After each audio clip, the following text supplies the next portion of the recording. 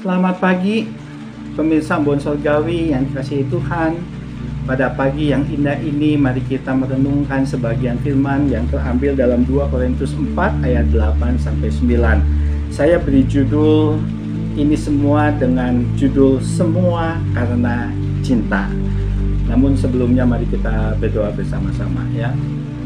Tuhan, pada saat ini kami datang ke hadirat-Mu, kami ingin membahas tentang firman Tuhan, kami ingin merenungkan sebagian firman-Mu, dan biarlah apa yang Tuhan ingin bicarakan kepada kami, berbicaralah, kami siap untuk mendengar.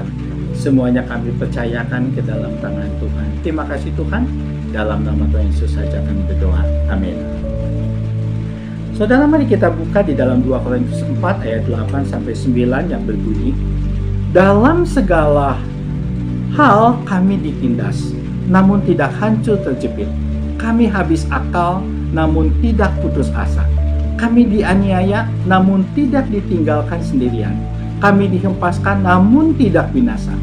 Kami senantiasa membawa kematian Yesus di dalam tubuh kami, supaya kehidupan Yesus menjadi nyata di dalam tubuh kami. Saudara, seorang misionaris muda di Amerika tengah tergoda untuk menyerah. Ia menulis kepada teman-temannya, kepada saudara-saudaranya. Ia mengatakan bahwa banyak godaan, banyak cobaan yang dia terima di dalam mengabarkan Injil. Suatu siang dia menulis mengatakan, suatu siang saya berlayar di kapal ikan. Malamnya saya tidur di geladak kapal, ditumpukan kulit-kulit binatang. Tapi orang-orang sepertinya tidak tertarik pada Injil yang saya beritakan. Kadang iblis juga menggoda dan mematahkan semangat saya, mengatakan kamu gagal, kamu tidak berhasil. Namun ia menambahkan di dalam suratnya, lalu saya bangkit dan bertekun kembali, karena saya ingat bahwa Allah tidak pernah meminta pertanggungjawaban atas keberhasilan, tetapi Dia meminta pertanggungjawaban kepada cinta dan kesetiaan saya di dalam mengabarkan Injil. Melayani Injil dengan cinta yang tulus dan murni tidaklah mudah, saudara. Orang yang berada di front terdepan penginjilan bertempur melawan iblis yang berusaha mempertahankan tawanannya supaya tidak lepas. Seringkali hamba-hamba Tuhan tawar hati karena harus memikul beban yang cukup berat, bahkan seolah-olah menjalani kematian Yesus di dalam kehidupan mereka.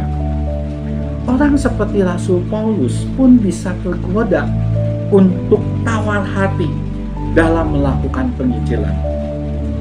Itulah pengakuan jujur dari Rasul Paulus yang kita baca di dalam ayat 8-9. Kami ditindas, habis akal, dianiaya, kami dihempaskan. Namun godaan itu mampu ditepusnya oleh Rasul Paulus, karena di dalam ayat 9 dia mengatakan, aku sadar bahwa aku tidak sendirian. Sehingga dari tawar hati, dari hancur hati, karena tekanan-tekanan di dalam pelayanan, ia malah bisa bertahan, mengalami kuasa kebangkitan Yesus. Saudara bisa lihat di dalam ayat 10 dan 11.